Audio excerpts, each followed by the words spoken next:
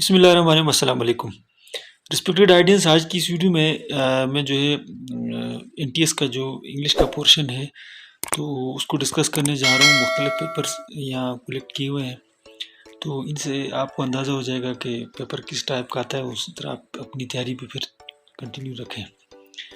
तो स्टार्ट करते हैं। He is very proud his car. तो इनमें जो मुनासिब लफ्ज़ लगाना है, तो इस प्रीपोजिशन के साथ, तो प्रीपोजिशन इसमें आएगी proud of his car, preposition of. और उसके अलावा सेकंड आ गया, we should have trouble ahead when the road into a gravel path. तो माने के हवाले से जो लफ्ज़ दोनों फिट होते हैं वो यही वाले हैं कि पहले में एंटिसिपेटेड और दूसरे में डिवेंडल आप लगाएंगे, तब जुमले का माना ठीक हो जाएगा। और नेक्स्ट आ गया आपका, if it rain we will have the party outside. तो इसका राइट ऑप्शन आपका है बी वाला है, इफ़ इट डजंट रेन। तो ये जो एफ वाले जो है ना कंडीशनल सेंटेंस को कहा जाता है, एफ के साथ जो आते हैं, उर्दू में इनको जुमला शर्तिया कहा जाता है। तो इसमें इन्होंने ये तरीक़ाकार इंग्लिश में इसके उसूल हैं कि पहले हिस्से में क्या आएगा, तो कौन सा टेंस आएगा, और सेकंड हिस्से में कौन सा आएगा। तो ये आप नीचे देखें लिखा हुआ है सारा। तो एक तो ये कि एक होते हैं इसमें कुछ 4 किस्म के कंडीशनल जुमले होते हैं शर्तिया। तो पहला ये होता है कि द ज़ीरो कंडीशनल, उसको कहते हैं एफ आएगा उसके साथ, और प्रेजेंट सिंपल यानी प्रेजेंट टेंस आएगा, प्रेजेंट इंडेफिनिट आएगा। तो सेकंड वाले पोर्शन में उसका आएगा प्रेजेंट सिंपल ही आएगा, पहला ये है। दूसरा आ गया आपका द फर्स्ट कंडीशनल। तो इसमें एफ के साथ प्रेजेंट सिंपल टेंस होगा, और दूसरे में विल और इन्फिनेटिव, मतलब विल के बाद जो है ना वर्ब की पहली फॉर्म के साथ कोई भी आप जुमला लिखेंगे। और थर्ड आ गया आपका द सेकंड कंडीशनल। तो इफ़ के साथ पास्ट सिंपल आएगा आपका, यानी पास्ट इंडेफिनिट आएगा, और सेकंड हिस्से में आपका आएगा वुड प्लस फर्स्ट फॉर्म वाली, यानी फर्स्ट फॉर्म वर्ब का कोई भी आप यूज़ करें। आखिर वाला आ गया आपका द थर्ड कंडीशनल, और इसमें इफ़ प्लस पास्ट परफेक्ट, और सेकंड वाले हिस्से में वुड या वुड प्लस है, यानी वुड हैव आएगा, और फिर पास्ट पार्टिसिपल मतलब जो आपका है ना ये आईएनजी वाली फॉर्म आपकी आएगी। तो ये आपने ज़हन में रखने हैं तीनों चीज़ें, इनकी टाइप्स। तो आपको कहीं भी अगर कंडीशनल जुमला है तो इंशाल्लाह आपको इशू नहीं होगा। नेक्स्ट आ गया, आई वॉन्डर ऑन सेल। तो इसमें कौन सा ऑप्शन आना चाहिए, तो राइट इसका है बी वाला, how much do these shoes cost. तो ये वाला इसका ऑप्शन है, हाउ मच प्राइस के लिए आता है। नेक्स्ट आ गया आपका, Tania has decided her computer. तो इसका राइट ऑप्शन है B, to sell. Tania has decided to sell. और नेक्स्ट आ गया आपका, specific type of writing in which the setting characters and events stand for other specific people events or ideas is known as. जो definition लिखी जिस चीज़ की, तो उसको कहते हैं एलिगरी। और इसकी ये नीचे उन्होंने डेफिनेशन लिखी है डिटेल में कि स्टोरी, पोएम और picture that can be interpreted to reveal a hidden meaning, typically a moral और पॉलिटिकल वन। यानी कुछ छुपे हुए माने जाहिर करने के लिए कुछ चीज़ आप स्टोरी वो लिखते हैं, तो यानी जो मख्फी किसी चीज़ की तरफ इशारा हो तो उसको एलिगरी कहते हैं। नेक्स्ट आ गया आपका, a figure of speech. A figure of speech in which the speaker addresses an object, concept or person usually absent that is unable to respond is known as। इन ऐसी चीज़ को मुखातब करे बोलने वाला तो जो मौजूद भी ना हो, या ऐसी चीज़ हो जिसको जो जवाब भी ना दे सके, तो इसको क्या कहते हैं, तो इसको कहते हैं एपोस्ट्रोफ। और नेक्स्ट आ गया आपका, change the voice of the following. तो एक्टिव पैसिव बनाने आपने, the doctor treated the patient. Doctor जो है उसने पेशेंट को ट्रीट किया, तो इसका बनेगा आपका passive voice, the patient was treated by the doctor. ये वाला ऑप्शन इसका ठीक है। और he will buy a ticket. तो इसका राइट ऑप्शन है a ticket will be bought by him. और नेक्स्ट है ओबे योर टीचर्स। तो इसका बनेगा आपका let your teachers be obeyed. Change the narration of the following, direct indirect भी आ सकते हैं आपको इंग्लिश में। तो उसको देखें कि he said to me do you study at night, तो इसका राइट ऑप्शन है सी वाला, he asked me if I studied at night.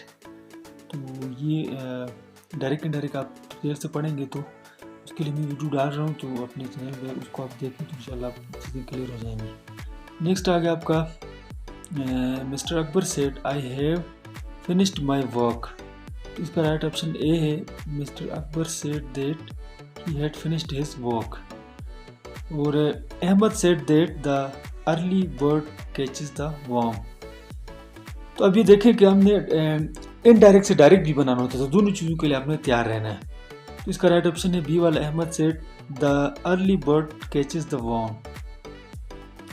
और नेक्स्ट आगे, चूज द लेटर्ड वर्ड और phrase that is most nearly opposite in meaning to the word in capital letter.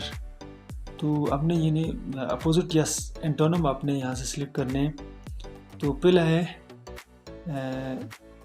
Alertness, तो इसका आएगा आपका कलमसीनेस। और दूसरा आपका आ गया एनिमेटेड, तो इसका अपोजिट है आपका डल। और तीसरा आ गया आपका शाइनेस, तो इसका अपोजिट है बोल्डनेस। ऑप्शनल, इसका अपोजिट है कंपल्सरी। और डिजनरेट, तो इसका अपोजिट है आपका प्रोग्रेस। अब नीचे आपने सिमिलर मीनिंग यानी सिनोनिम वगैरह को टिक करना है। साल्टी, तो इसका राइट ऑप्शन है आपका ब्राइनी। और नीचे ये क्वेश्चन है complete choosing the most appropriate option.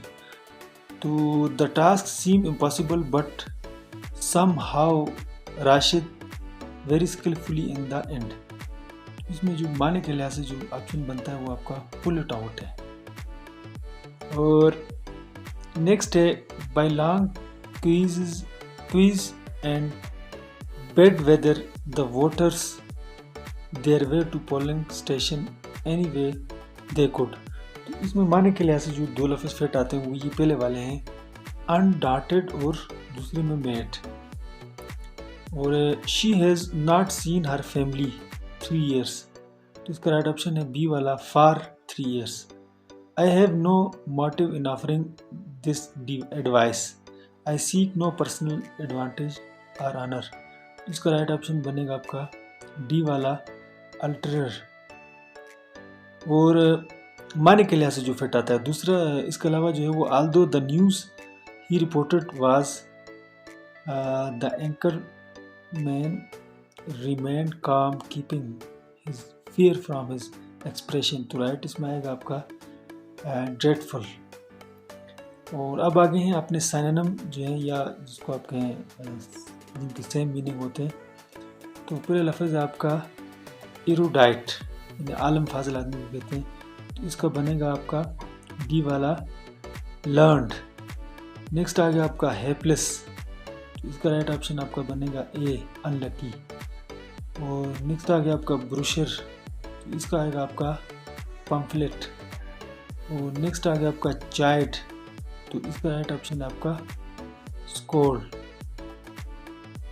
तो अल्फाज बहुत इजी है इसलिए इनके मीनिंग में जो है ना वो बतानी रहो, वीडियो भी फिर लंबी बन जाती है। और नेक्स्ट आ गया आपका चूज द लेटर्ड वर्ड और phrase that is most nearly opposite, यानी सामने जो अपोजिट वर्ड है उसको हमने सिलेक्ट करना है। श्रिंक, तो इसका अपोजिट बनेगा ब्रॉडन। डिस्ट्रक्टिव, इसका बनेगा हार्मलेस। और ये थोड़ा सा विजिबल नहीं है तो इनको हम छोड़ देते हैं, आगे हम चेक करते हैं। तो सेंटेंसेस कंप्लीट करने हैं हमने जो मुनासिब लफ्ज़ उसको लगा के। तो इसमें आपने टेंसेस का बहुत ज़्यादा ख्याल रखना है।